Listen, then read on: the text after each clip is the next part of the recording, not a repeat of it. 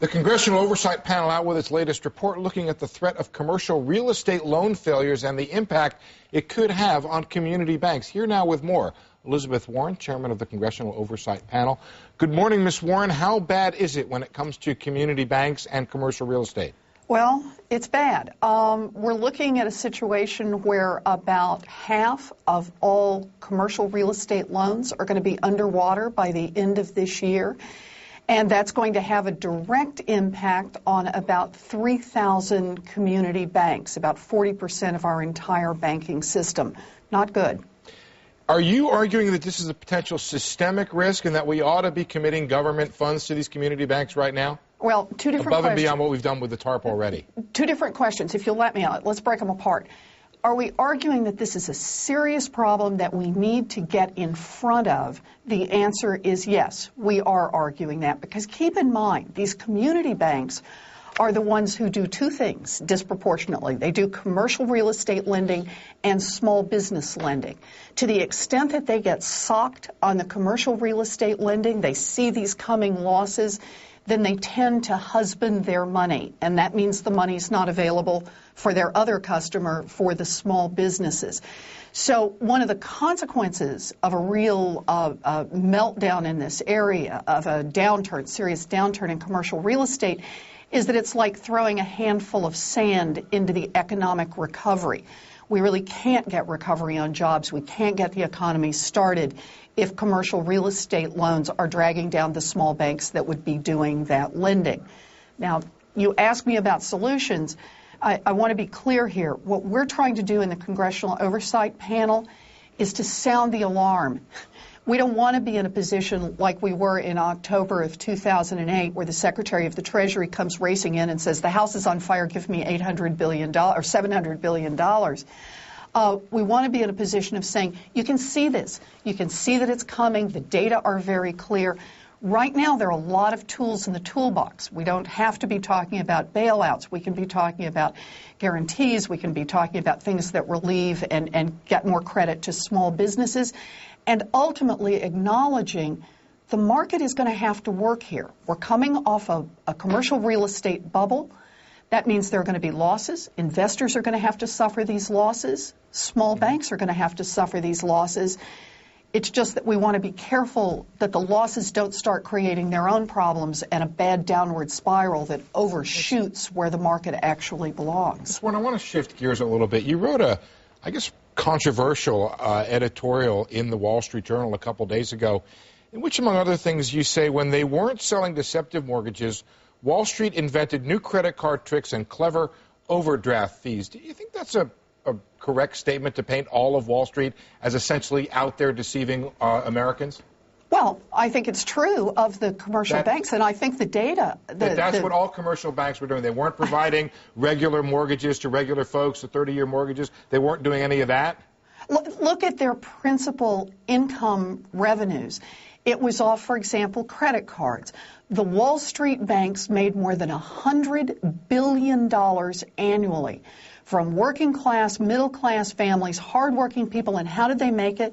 They made it on penalty fees, on penalty interest rates, on tricks and traps, and on cards where the market didn't work because no one could make comparisons among credit cards. I hate to be defending Wall Street because you know, they have their problems, but it just strikes me that a lot of that fee money was regular fee money of people who had regular credit cards and paid them off or didn't pay them off and maybe paid a penalty fee. That not all of it was tricks out there. Well, you know, let's do it this way.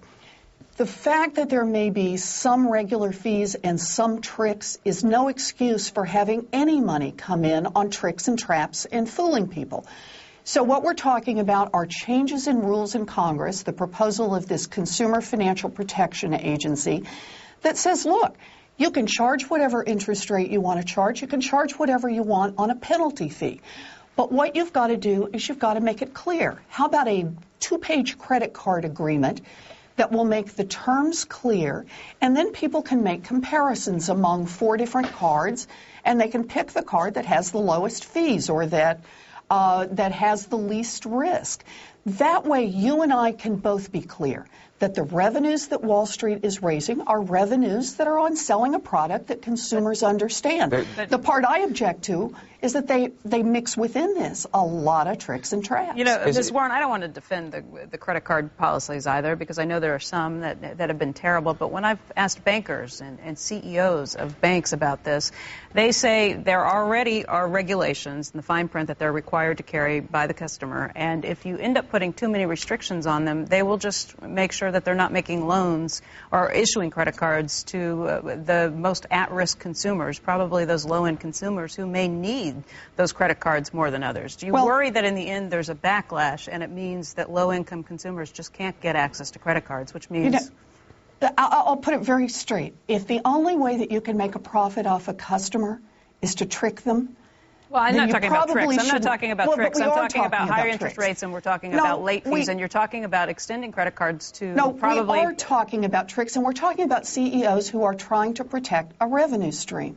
What we're talking about is fooling people. We're talking about double-cycle billing. Explain that one to somebody. I'm not talking about tricks. I'm talking about particularly some of the instances where some of the legislation that's already been passed that will say you can't change your rate structures or what you're charging without giving X amount of notice, and some of the other issues. And I'm talking about what's happened to credit cards over the last 2 years. American Express ripped back a huge amount of their credit cards to try and get ahead of the other credit card companies that were doing the same thing. I know people who can't get access to credit cards now. Good. Let's talk about what credit cards have done over the last 2 years. They've started borrowing from the American government at essentially 0% interest, at the same time that they have increased their interest fees on the customers who are paying on time by somewhere between 8 and 16 percentage points. I mean, what's happening here is that they are not working in a competitive market. But let's talk about the regulations, because in one sense, I'm very much on the same page you are. What we have are 7 different agencies in Washington who have a piece of the Consumer Financial Regulation Authority. That's 7 different bureaucracies. Year after year, we fry up some new laws on, we don't like this practice and don't like that particular practice, and we make it more and more complex to put out a credit card. I think that is 100% the wrong approach. What this agency is about a pair of scissors. It starts out by saying those other 7 bureaucracies, no, they stop and we put it all in one place, we slim it down, and we start driving toward a market that works. 2-page credit card agreements, 2-page mortgages that the American Enterprise Institute, by the way, has put something out about this and put out a sample 2-page mortgage. 1-page check overdraft agreements. Put them out there, put whatever terms you want in them, but put them where customers can see them and read them, and then hold customers to it.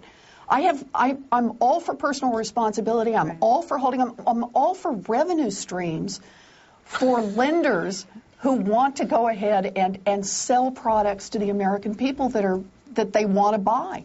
The only part I don't like about this are incomprehensible credit cards, overdraft fee agreements, mortgages. Let's get them down where markets really work. Ms. Warren, I'm afraid we have to leave it there. If all of this ends up with simpler, more easily to understand disclosures, then personally I'm all for it. Thanks, Elizabeth Warren. Thank you.